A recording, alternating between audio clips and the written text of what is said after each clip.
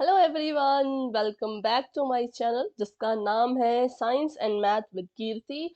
जिसमें हम जो है वो आपका साइंस का 10th क्लास का फर्स्ट चैप्टर पढ़ रहे हैं, जिसमें हमने अभी दो टॉपिक कवर कर लिए। पहले हमने जो बिल्कुल इंट्रोडक्शन था, बेसिक था, वो हमने सीख लिया। उसके बाद हमने how to balance in chemical equation उसको भी कर लिया। और अगर मैं हिंदी में कहूँ तो कैसे हम रासायनिक समीकरण को संतुलित कर सकते हैं, वो हमने किया। तो वैसे तो मैं हमेशा क्या करती हूँ, जो वीडियोस है वो हिंदी मीडियम की अलग बनाती हूँ, इंग्लिश मीडियम की अलग बनाती हूँ। पर आज इसी वीडियो में दोनों लैंग्वेजेस हैं, क्योंकि क्वेश्चन में दोनों की जरूरत पड़ती ही पड़ती है। इसलिए ये वीडियो दोनों बच्चों के लिए है, अगर आप हिंदी मीडियम के हो तो भी, अगर इंग्लिश मीडियम के हो तो भी। तो चलिए शुरू करते हैं। आपके जो क्वेश्चंस हैं, जिसको मैंने नाम दिया एक्सरसाइज 1.1, जो आपकी किताब में पेज नंबर 6 पर है, उसको हम उसके क्वेश्चंस हम शुरू करते हैं। ठीक है, तो पहला क्वेश्चन आप सभी को पूछा है कि वायु में जलाने से पहले मैग्नीशियम के रिबन को साफ क्यों किया जाता है? Why is magnesium ribbon cleaned before burning in air? तो चलिए इसका पता लगाते हैं। तो इसके लिए मैं आपको एक एग्जाम्पल से समझाना चाहूंगी। पहले तो चलिए जो लिखा है उसको पढ़ लेते हैं। यहाँ पे कहा कि एक मैग्नीशियम का रिबन है। मान लीजिए ये जो यहाँ पे रिबन है, ये मैग्नीशियम का है। ठीक है, जो मैं अभी यहाँ पे एक रॉड बनाऊंगी, एक रॉड तो नहीं, रिबन का है तो रिबन बना लेते हैं। मान लीजिए ये रिबन है और ये मैग्नीशियम का है। अब ये कह रहे हैं कि इस मैग्नीशियम के रिबन को क्यों हम साफ करते हैं, हम रब करते हैं। Why is magnesium ribbon clean before burning in air?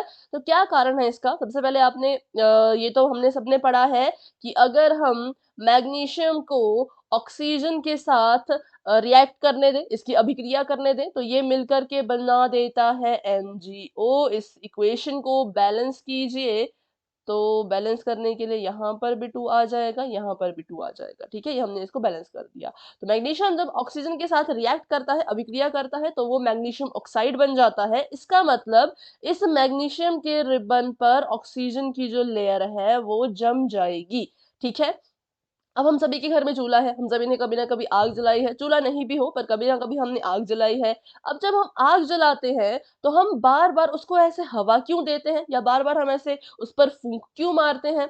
उसका जो उसके पीछे का कारण है वही यहाँ का कारण होगा। क्योंकि हमें पता है, अगर हमें आग जलानी है तो आग जलाने के लिए सबसे मेन होती है ऑक्सीजन। अगर आपको किसी भी चीज को बर्न करना है, किसी भी चीज को जलाना है, तो ऑक्सीजन भरपूर मात्रा में चाहिए। अगर ऑक्सीजन कम होगी तो आग जलने में बहुत दिक्कत आएगी। अंडरस्टूड है सभी को? जो मैंने बताया, अगर आग जलाना है तो उसके लिए हमें ऑक्सीजन की जरूरत पड़ती है। तो सेम यहाँ पर भी ऐसा हुआ, अगर हमें अपने मैग्नीशियम के रिबन को जलाना है तो हमें ऑक्सीजन की जरूरत है।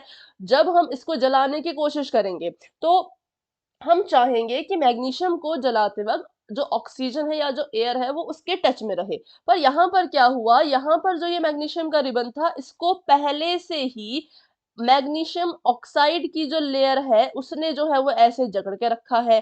अब इस लेयर की वजह से जो ऑक्सीजन है, जो एयर है, वो इस तक नहीं पहुंच पाती और हमें जो है वो इसको जलाने में बहुत दिक्कत आएगी। जब इस तक हवा ही नहीं पहुंच रही तो ये नहीं जलेगा। सिंपल सी चीज है, अगर हवा की अब्सेंस हो, एयर नहीं हो वहां पर प्रेजेंट, तो आग नहीं जलती। तो वैसे हमारा ये रिबन भी नहीं जलेगा अगर इसके ऊपर ये जो लेयर है ऑक्साइड की ये बनी रहे। तो इसीलिए हम क्या करते हैं, हम इस लेयर को पहले साफ करते हैं, क्योंकि एक बार जब ये लेयर साफ हो गई तब हम मैग्नीशियम को जलाएंगे। और अब क्योंकि यहाँ पर ऑक्सीजन पहुंच पाएगी, मैग्नीशियम के टच में आ पाएगी, तो ये जो है वो आसानी से जल जाएगा। ठीक है, तो ये कारण था इसका। अभी आपको रीजन अच्छे से क्लियर हो गया कि इसके पीछे का रीजन क्या है। अब इसको लिखना कैसे है वो डिस्कस कर लेते हैं। तो पहले हिंदी मीडियम के बारे में देख लेते हैं। तो सबसे पहली चीज जो आप लिखोगे वो आप लिखोगे कि मैग्नीशियम बहुत ही क्रियाशील होता है। क्रियाशील मतलब रिएक्टिव, रिएक्टिव मतलब जो एकदम से रिएक्ट कर जाए। जैसे कि अभी हमने मैग्नीशियम को बस हवा में रखा था, हवा में रखने की देरी थी कि उसने फटाफट से ऑक्सीजन के साथ रिएक्ट किया, अभिक्रिया करी और मैग्नीशियम ऑक्साइड बना दिया। बिल्कुल फटाफट से बना दिया। ठीक है, तो क्या होता है, क्योंकि मैग्नीशियम बहुत ज्यादा क्रियाशील है, तो जब ये खुले में रह जाता है तो इसकी जो बाहरी सतह है, जो इसका आउटर सरफेस सरफेस है, जो मैंने आपको पीछे भी एग्जांपल देके बताया, उसके ऊपर ऑक्सीजन से क्रिया करके मैग्नीशियम ऑक्साइड की परत जो है वो जम जाती है। फिर आपने यहाँ पे रिएक्शन भी लिखना है। इट इज द इंपॉर्टेंट, ये बहुत ज्यादा जरूरी है। अगर आप इस क्वेश्चन का आंसर लिख रहे हो तो आपको ये रिएक्शन लिखना भी जरूरी है, और जब रिएक्शन लिखोगे तो उसको बैलेंस भी कर देना, उसको संतुलित भी कर देना, ठीक है। फिर आगे हमने लिखा कि मैग्नीशियम ऑक्साइड की ये जो परत होती है काफी ठोस होती है, काफी हार्ड होती है, जिसकी वजह से मैग्नीशियम जो है वो ऑक्सीजन के साथ फिर से रिएक्शन नहीं कर पाता, और जब ये ऑक्सीजन के टच में नहीं आ रहा, ऑक्सीजन के साथ रिएक्ट नहीं कर पा रहा, तो ये जल भी नहीं पाएगा। इसीलिए इस परत को हटाने के लिए, मैग्नीशियम ऑक्साइड की इस परत को हटाने के लिए मैग्नीशियम के रिबन को रेत पेपर, जिसे हम इंग्लिश में सैंड पेपर कहते हैं, उससे ऐसे रगड़ा जाता है, ताकि धातु धातु मतलब जो हमारा ये मेटल है, इसको हम यूज कर सके और इसको फिर हम जला सके, ठीक है। अब इसको कैसे इंग्लिश में लिखोगे वो भी देख लेते हैं। Why is magnesium ribbon cleaned before burning in air? Magnesium is very reactive. जो magnesium है वो बहुत ज्यादा reactive होता है। When it is left in the open, the outer surface react with atmospheric oxygen to form a layer of magnesium oxide. तो यहाँ पर magnesium के ऊपर इसकी जो है वो लेयर जम जाएगी, ठीक है, ऑक्सीजन की लेयर जम जाएगी और ये मैग्नीशियम ऑक्साइड बन जाएगा। और इस लेयर के कारण ही ये जो लेयर है, this layer of magnesium oxide is quite solid, ये काफी सॉलिड होती है, और ये प्रिवेंट करती है reaction of magnesium with oxygen. और जब ये ऑक्सीजन के टच में नहीं आ पा रहा तो ऑब्वियस सी बात है इसकी बर्निंग में दिक्कत आएगी। The magnesium ribbon is rubbed by sand paper to remove this layer so that the metal can be used for the reaction, ठीक है। तो बस इसके पीछे का यही कारण था, यही रीजन था। अभी आगे बढ़ते हैं।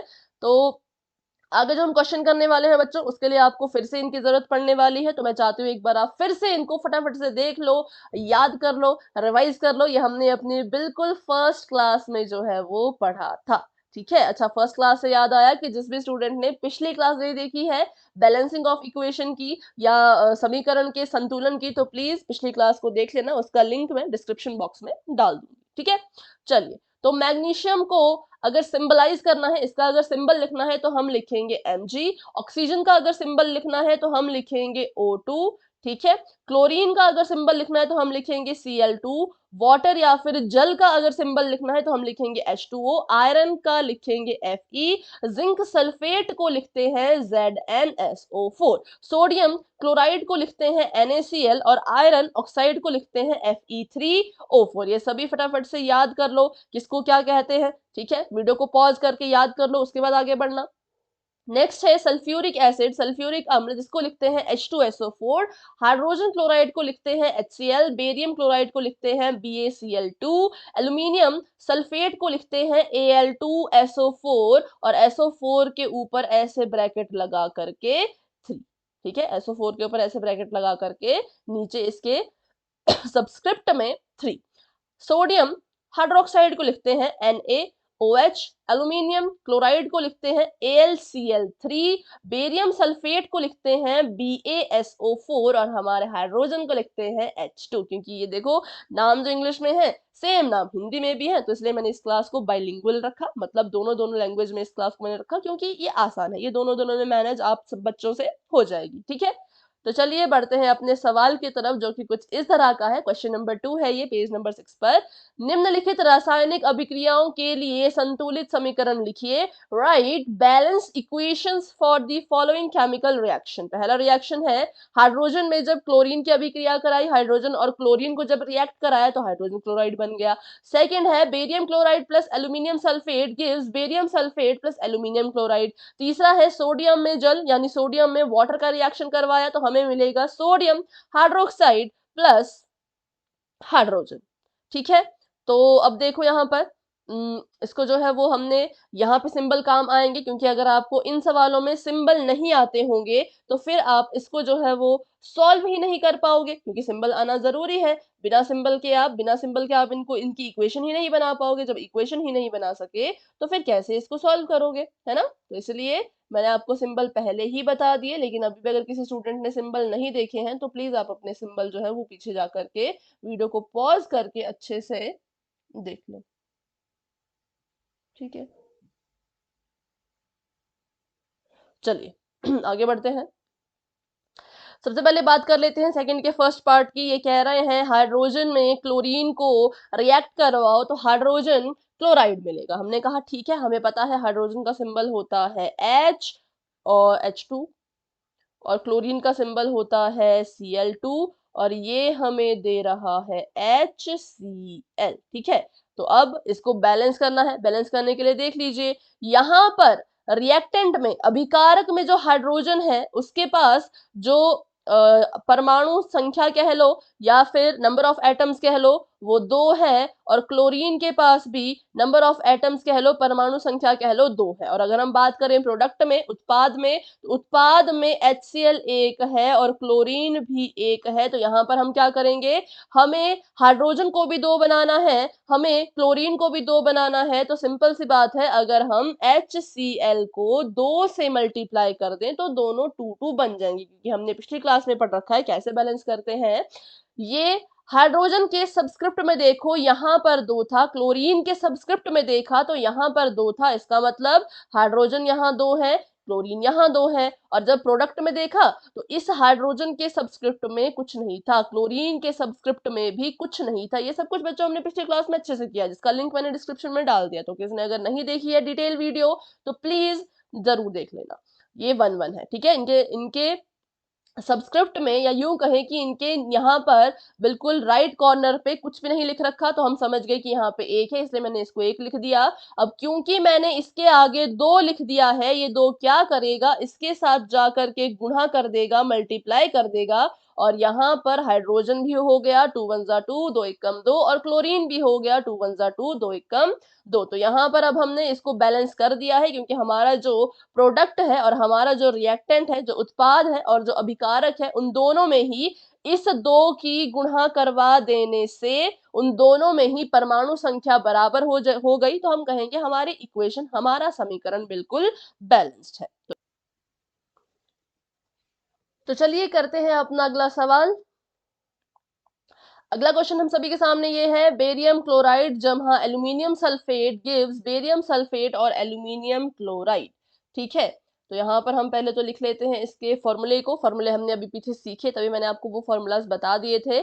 सबसे पहले बेरियम क्लोराइड लिखना है तो लिख दिया BaCl2, बेरियम क्लोराइड होता है BaCl2। फिर एल्यूमिनियम सल्फेट लिखना है तो लिख दिया Al2, और सल्फेट हो गया SO4 और यहाँ पर 3।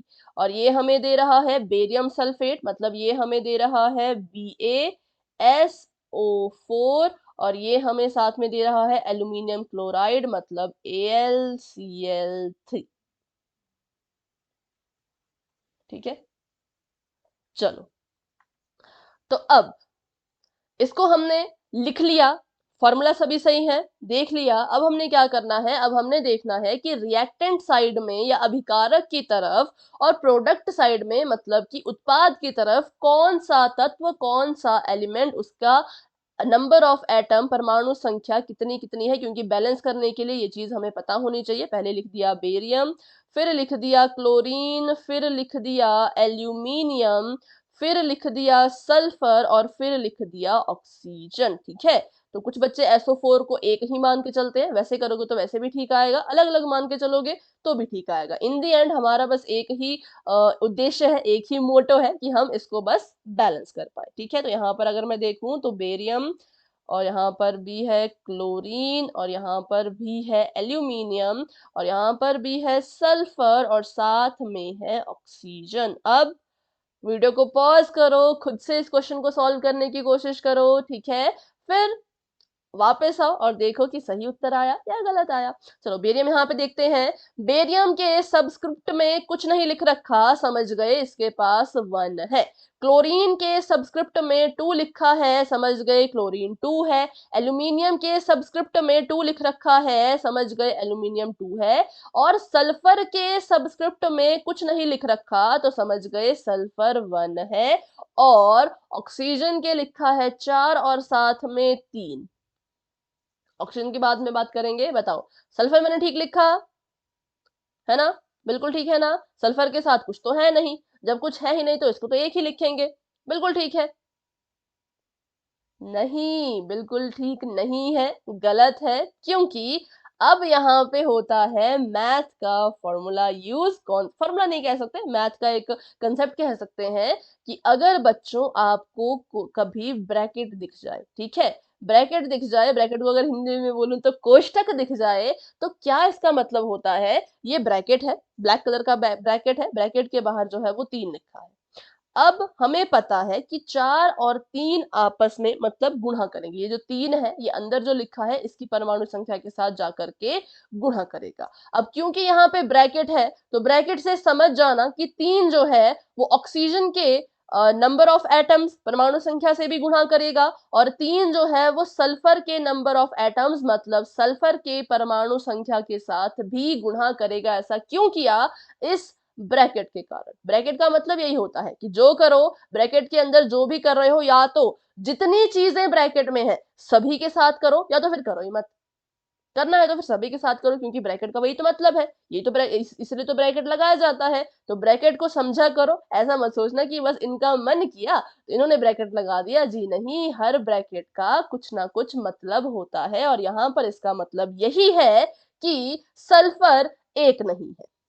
माना सल्फर के सबस्क्रिप्ट में कुछ नहीं लिख रखा था, उसके सबस्क्रिप्ट में 1 होगा, लेकिन टोटल अगर सल्फर की बात करें तो हमें कैसे मिलेगा? जब इसकी गुणा इसके साथ करवाएंगे। तो सल्फर यहाँ पर 1 नहीं है, सल्फर यहाँ पर 3 है। क्लियर है सभी को? तो वैसे ही बताइए ऑक्सीजन कितना है? ऑक्सीजन के सबस्क्रिप्ट में 4 लिखा है, बाहर 3 लिखा है, तो ये 4 क्या करेगा? 3 के साथ मल्टीप्लाई करेगा, और हमें मिल गया कि ऑक्सीजन जो है वो टोटल 12 है, ना कि 4।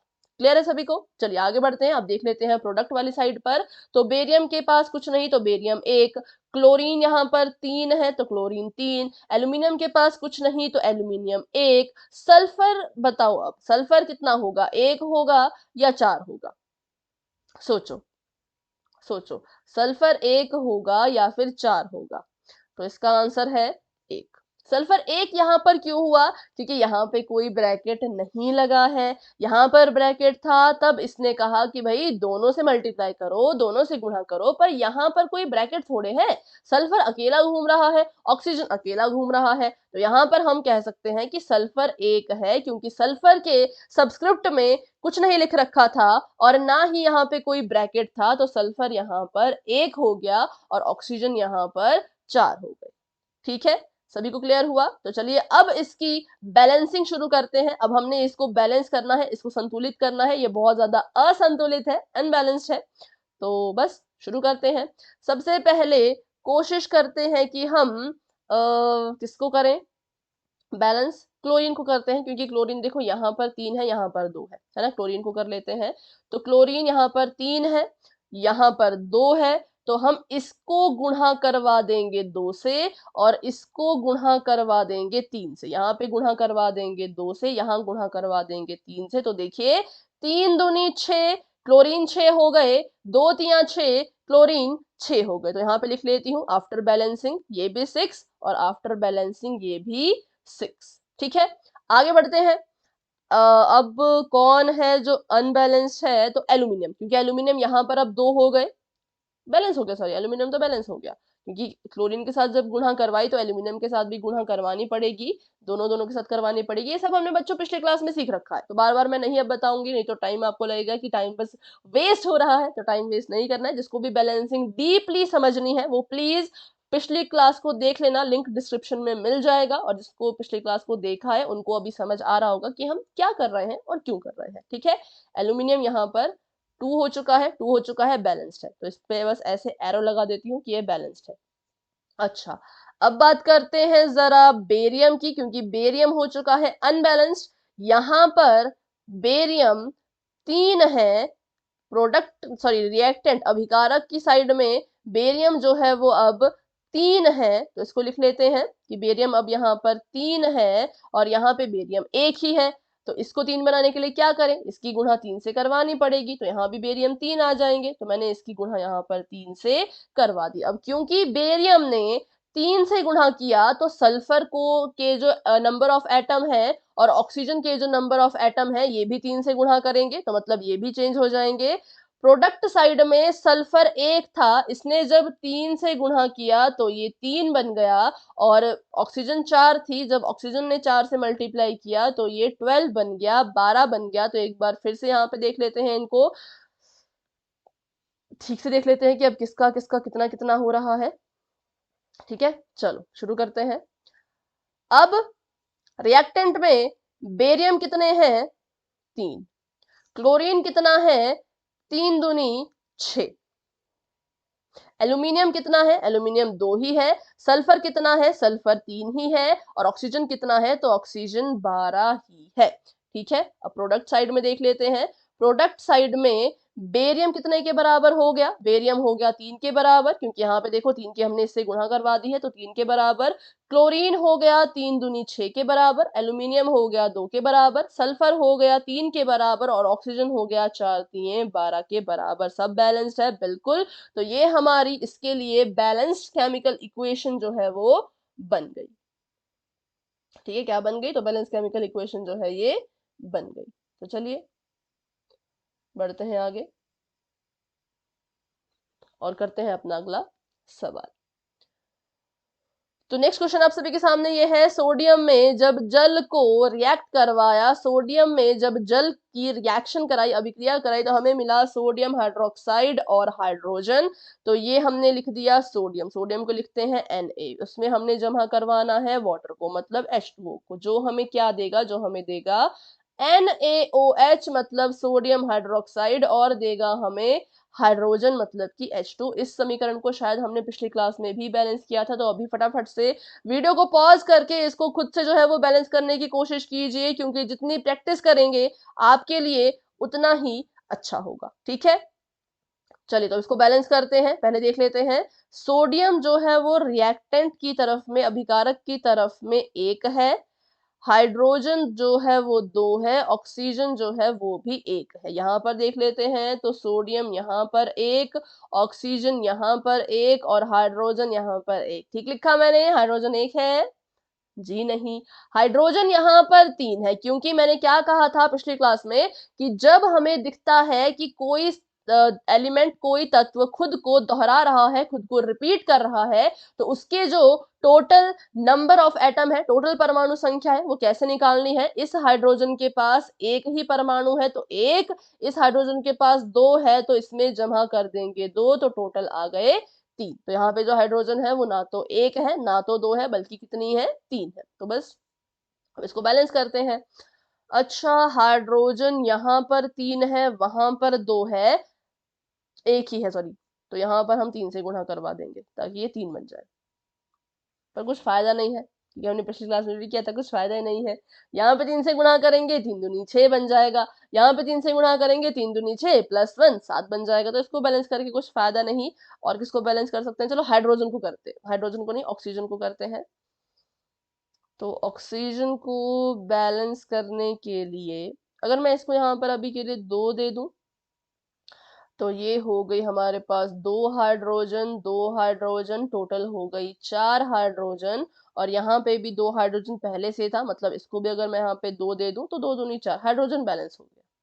ठीक है, क्योंकि हमने पिछली क्लास में सीखा था कि इस वाले हाइड्रोजन की किसी के साथ गुणा करवा के कोई फायदा ही नहीं है, क्योंकि जब जो भी गुणा करके आएगा उसमें 1 जुड़ता जाएगा और कभी बैलेंस नहीं होगा। तो हमने इसको 2 दे दिया, इसको 2 दिया, तो यहाँ पे 2 हाइड्रोजन, यहाँ पे 2 हाइड्रोजन, 4 हो गए। और इसको भी 4 बनाना था, तो 2 की गुणा करके 4 हो गया। तो अभी के लिए हाइड्रोजन बैलेंस हो चुका है। तो हाइड्रोजन को लिख लेते हैं कि यहाँ पर भी 4 और यहाँ पर भी 4। बात करते हैं ऑक्सीजन की, तो यहाँ पर ऑक्सीजन 2 हो गए और यहाँ पर भी ऑक्सीजन 2 है। तो ऑक्सीजन ऑटोमेटिकली खुद ही बैलेंस हो चुका है। ठीक है, खुद ही बैलेंस हो चुका है ये। तो इसको लिख लेते हैं, यहाँ पर ऑक्सीजन हो गया 2 और यहाँ पर भी ऑक्सीजन 2। अब बात करते हैं सोडियम की। सोडियम यहाँ पर 2 हो चुका है, लेकिन रिएक्टेंट तरफ में जो है वो 1 ही है। तो यहाँ पर सोडियम है 2, यहाँ पे इसको 2 से मल्टीप्लाई करवा दो तो ये भी 2 बन जाएगा। तो मतलब मुझे इसके आगे ऐसे 2 लिखना है। अब देखो बैलेंस हुआ क्या, चेक कर लो, फिर से रीचेक कर लो। तो सोडियम यहाँ पर 2 है, ठीक है। हाइड्रोजन यहाँ पर 4 है, ठीक है। ऑक्सीजन यहाँ पर 2 है, ठीक है। सोडियम यहाँ पर 2 है, ठीक है। ऑक्सीजन यहाँ पर 2 है, ठीक है। हाइड्रोजन यहाँ पे 4 है, ठीक है। 2 4 2 2 4 2। तो हमने अपने केमिकल रिएक्शन को बैलेंस कर लिया है। ठीक है, तो चलिए बढ़ते हैं आगे। अब करते हैं थोड़ा सा लंबा सवाल, प्रश्न नंबर 3। इसमें कह रहे हैं कि जल में बेरियम क्लोराइड तथा सोडियम सल्फेट के विलयन अभिक्रिया करके सोडियम क्लोराइड का विलयन तथा बेरियम सल्फेट का अवक्षेप बनाते हैं। मतलब जब आपने बेरियम क्लोराइड को सोडियम सल्फेट के साथ रिएक्ट करवाया with water to form a solution of sodium chloride and precipitate of barium sulphate. Precipitate क्या होता है? अवक्षेप क्या होता है? जो रिएक्शन करते हैं हम, उसके बाद जो बच जाता है उसको हम प्रेसिपिटेट या फिर अवक्षेप जो है वो कहते हैं। ठीक है, तो चलिए लिखते हैं इसका भी। केमिकल इक्वेशन तो लिखनी पड़ेगी तभी इसको हम सॉल्व कर पाएंगे। तो यहाँ पर बेरियम क्लोराइड है, बेरियम क्लोराइड को लिखते हैं BaCl2। और एक्वस है, ये एक्वस का मतलब वाटर में है ये। ठीक है, वाटर लिखा है क्योंकि जमहा का निशान Na2SO4। ये भी क्या है? तो ये भी एक्वस है। एक्वस कब लिखते हैं? जब हमें बोला हो कि वो इन वाटर है, जैसे यहाँ लिखा है आपको विद वाटर या इन वाटर जो भी है। और ये रिएक्ट करके हमें क्या देगा? तो ये देगा सोडियम क्लोराइड। सोडियम क्लोराइड मतलब NaCl। और हमें ये देगा बेरियम सल्फेट मतलब BaSO4।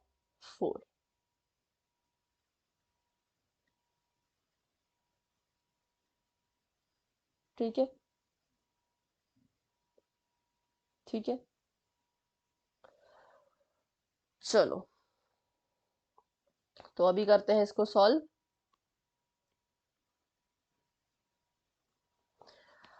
हमने जो है अब इसको बैलेंस करना है। पहले तो यहाँ देख लो बेरियम कितना है, तो बेरियम यहाँ पर है 1, क्लोरीन कितना है? क्लोरीन है 2, सोडियम कितना है? सोडियम है 2, सल्फर कितना है? सल्फर है 1, और ऑक्सीजन कितना है? ऑक्सीजन है 4। अब चलते हैं दूसरी तरफ, तो दूसरी तरफ देख लेते हैं। सोडियम कितना है? 1 है, क्लोरीन कितना है? 1 है, बेरियम कितना है? 1 है, सल्फर कितना है? 1 है, ऑक्सीजन कितनी है? 4 है। सल्फर यहाँ पर बैलेंस्ड है, क्लोरीन को बैलेंस करना है तो क्या करेंगे? तो हम इसको जो है वो क्लोरीन को बैलेंस करने के लिए, क्लोरीन यहाँ पर 2 है पर यहाँ पर 1 ही है, तो हम यहाँ पे 2 की गुणा करवा देंगे। क्लोरीन को 2 बनाना है ना, तो 2 की गुणा करवा दो। तो उससे क्या हुआ? आपका जो प्रोडक्ट था, जो आपका उत्पाद था, उसमें क्लोरीन 2 बन गया, यहाँ पे भी क्लोरीन 2 है, बैलेंस हो गया।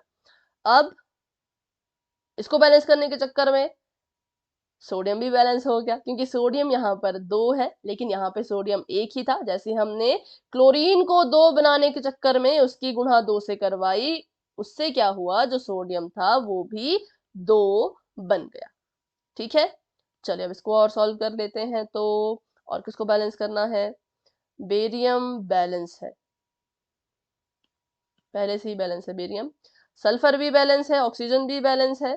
तो मतलब इसमें सिर्फ इतना ही करना पड़ा, बाकी कुछ नहीं करना पड़ा, बाकी इसमें सब कुछ पहले से बैलेंस था। ठीक है, तो barium 1, barium 1, chlorine 2, chlorine 2, sodium 2, sodium 2, sulphur 1, sulphur 1, oxygen 4, oxygen 4। तो इसमें बस हमें यहाँ पर 2 ऐड करना था, जो मैंने कर दिया है, बाकी हमारा आंसर बिल्कुल सही है। ठीक है, चलो आगे बढ़ते हैं। Right a balance chemical equation for with state symbol for the following reaction. निम्नलिखित अभिक्रियाओं के लिए एक संतुलित रासायनिक समीकरण लिखिए। सोडियम हाइड्रोक्साइड का विलय जल में हाइड्रोक्लोरिक अम्ल जल में अगर अभिक्रिया करते हैं तो हमें मिलता है सोडियम क्लोराइड और वाटर। ठीक है, NaCl सोडियम क्लोराइड को जब हमने क्या किया, किससे हमने इसको रिएक्ट कराया? HCl से कराया। अच्छा, जब भी लिखा होता है जल में तो आपने यहाँ पे एक्वस AQ जरूर लिख लेना है। जब आपको लिखा है कि जल में तो ऐसे लिख दो एक्वस AQ। और उसके बाद ये हमें क्या देगा? ये हमें देगा सोडियम क्लोराइड मतलब, अच्छा सोडियम हाइड्रोक्साइड था, सॉरी सॉरी गलत हो गया, सोडियम हाइड्रोक्साइड NaOH।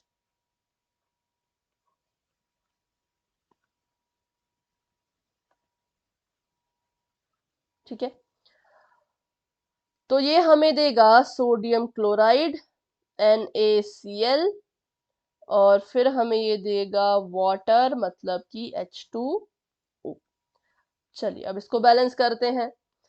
तो यहाँ पर जो सोडियम है वो एक है, जो ऑक्सीजन है वो एक है और जो हाइड्रोजन है वो भी एक है। ठीक किया मैंने? हाइड्रोजन एक है क्या? बिल्कुल नहीं। यहाँ पर एक हाइड्रोजन, यहाँ पे एक और हाइड्रोजन, मतलब हाइड्रोजन टोटल 2 हैं। इसके जो परमाणु की संख्या है, नंबर ऑफ एटम है, वो 2 है। और क्लोरीन की बात कर लें तो क्लोरीन यहाँ पर एक ही है। अब बात करते हैं प्रोडक्ट की तरफ में, उत्पाद की तरफ में, तो सोडियम यहाँ पर 1, क्लोरीन यहाँ पर 1, हाइड्रोजन यहाँ पर 2, ऑक्सीजन यहाँ पर 1।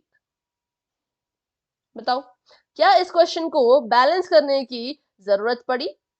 या इस क्वेश्चन को बैलेंस करने की जरूरत है? सोडियम यहाँ पर भी एक है, यहाँ पर भी एक है, ऑक्सीजन यहाँ पर भी एक है, ऑक्सीजन यहाँ पर भी एक है, हाइड्रोजन यहाँ पर भी 2 है, हाइड्रोजन यहाँ पर भी 2 है, क्लोरीन यहाँ पर भी एक और क्लोरीन यहाँ पर भी एक। तो इसका मतलब ये जो केमिकल इक्वेशन है ये ऑलरेडी बैलेंस्ड है, पहले से ही संतुलित है, इसको हमें संतुलित करने की जरूरत नहीं पड़ी। तो बस इसमें इतना ही था और इसमें कुछ नहीं था। तो चलिए आज की क्लास को हम यहीं तक रखते हैं, क्योंकि आज की क्लास में हमने आपके जो पेज नंबर 6 पे जो प्रश्न थे उनको हमने हल कर लिया है। अगली क्लास में हम सीखेंगे कि क्या होते हैं टाइप्स ऑफ केमिकल रिएक्शन, हमारे केमिकल रिएक्शन के कितने कितने प्रकार हैं वो सब सीखेंगे, जो कि बहुत ही ज्यादा इंपॉर्टेंट है। वहां से एग्जाम में क्वेश्चन जरूर आता है। ठीक है, तो अभी के लिए क्लास को इतना ही रखते हैं। तो अगर आपको ये वीडियो पसंद आया है तो इसको जरूर लाइक कीजिएगा, अपने फ्रेंड्स के साथ शेयर कीजिएगा और चैनल को सब्सक्राइब कर लीजिएगा, ताकि जब भी मेरी नई वीडियो आए तो आपको एकदम से पता चल जाए। तो अभी के लिए बाय बाय एवरीवन।